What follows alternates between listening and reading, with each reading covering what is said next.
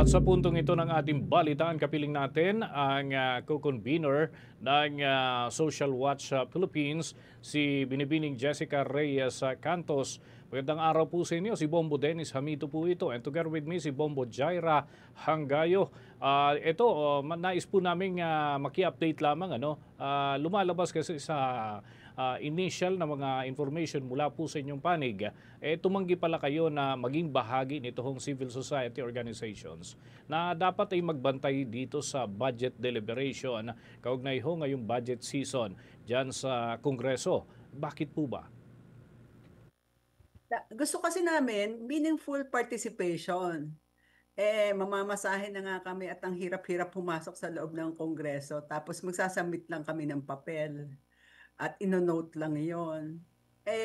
Meron ang Social Watch at saka yung iba pang mga NGOs na alam ko, lalo na those that do real hard research, naiimbitahan sa ibang mga komite ng Kongreso, Committee on Agriculture, Committee on Ways and Means, other committees wherein we are treated as resource persons at nakakapagbigay ng inputs at isa-share namin ang aming analysis sa mga issues at hand. Bakit Ayun. itong Committee on Appropriations ay napaka-special na hindi kami nabibigyan ng boses para ma-articulate ang ano nila doon sa rules ay sige, submit nyo. Tapos sige, we might provide one day na papakinggan kayo ng siguro mother committee. Pero kasi ang hard deliberations on the budget sa subcommittee, may subcommittees yan Meron. Subcommittee on Agriculture, Subcommittee on Health, on Education. We have sectoral experts, subject matter experts in that field na willing at ino-offer yung ganong analysis. I-submit nyo at let's see, parang noted.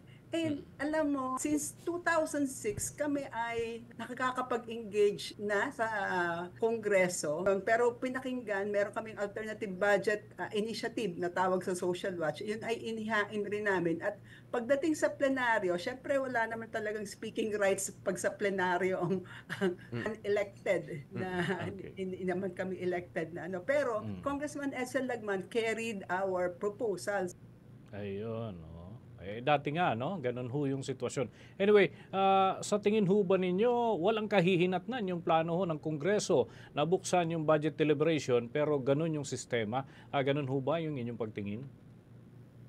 Willing silang i-open sa public yung BICAM process, ila-lives. Anong ibig sabihin ng open BICAM? Na press statement lang yan na open BICAM. Pero when we look at the nitty-gritty, paano yung implement? Ila-live stream ba nila?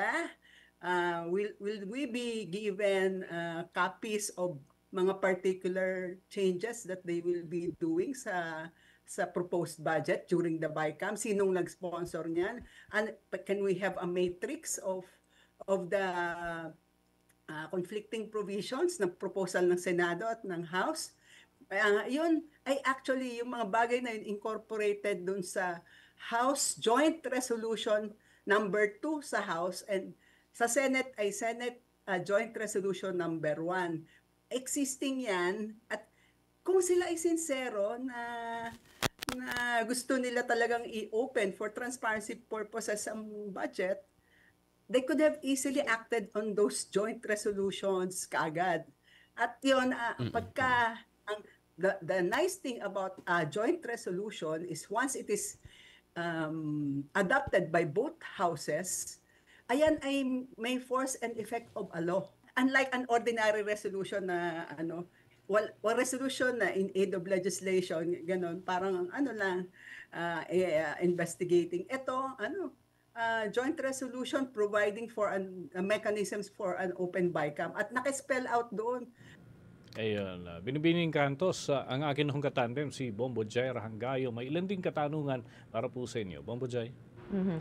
If ever po, ano po yung mga kondisyon or demands na nais niyong makita kung sakali magdadalo ang Social Watch Philippines sa pagdinig po ng budget? Ang demand pa rin namin ay magbigay ng raw files in Excel format noong General Appropriations Bill na pass on second reading and third reading para lang makita namin quickly i-compare anong mga figures at mga amounts ang binago, ano yung napa-insert. Parang ang hinihingi actually namin together with the People's Budget Coalition ay ang tawag namin ay budget transparency server. Na yun ay kagad ang mga tao real time makikita ano yung mga binabago sa budget proposals. Mahalaga yung budget transparency server at yun ay epektibong way para people can also give their proposals. Sabihin ng itong pinropose itong particular CSO, monitored rin yan and we can track kung yan ba ay na-adapt o hindi. I mean, there are ways of doing it. And in fact, sabi ko dun sa aming sulat kay Speaker Romualdez, so long as merong open BICAM, i-adapt nila yan.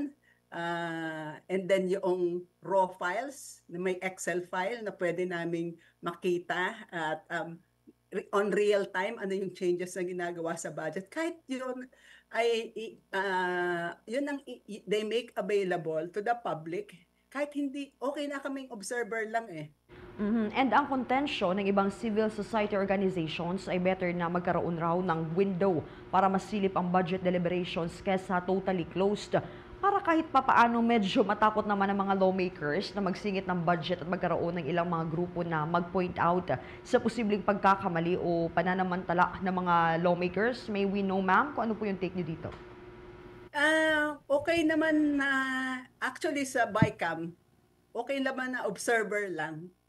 Pero ang gusto kasi namin, prior to BICAM, even before the President submits the budget sa Kongreso, part na ang civil society organization sa technical budget hearings ng sa agency level. Yun, magpo-propose pa lang ang DOH, meron kami mga very active na doctors that do research and really engage. Doon pa lang sa level na yon, pasok na yung proposals ng civil society organizations bago i-submit yan sa House.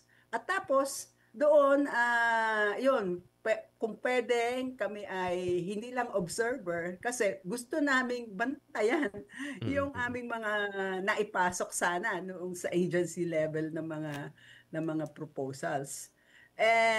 Tapos ayun, pag sa BICAM, okay lang na observer. Pero at least kita namin na, andun pa yung aming mga gustong proyekto na itulak. Hindi na kami maghahangad pang magka-speaking roles dun sa BICAM. Pero i-open nila at para mabantayan pa rin namin. Ayun.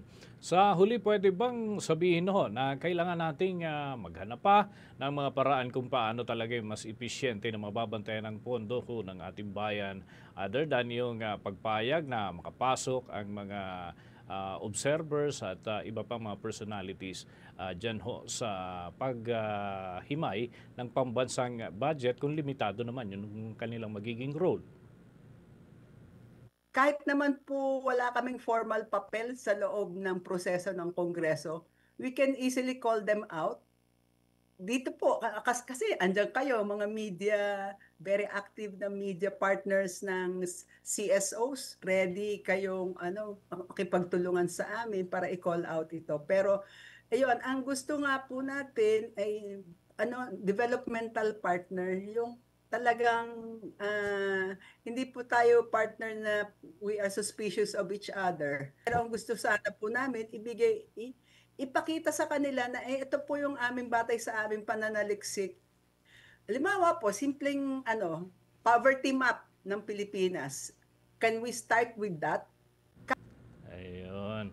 O sige, kami ho'y patuloy na makikipag-ugnayan po sa inyong panig para ho sa mga development na ito. Maraming salamat po mga kabombo, mga ka-Star Nation. Nakausap natin ang Social Watch Philippines co-convener na si Binibining Jessica Reyes Cantos. Kaugnay pa rin dito ho sa ating mga sinusubaybayang development, mga kabombo at mga ka-Star Nation.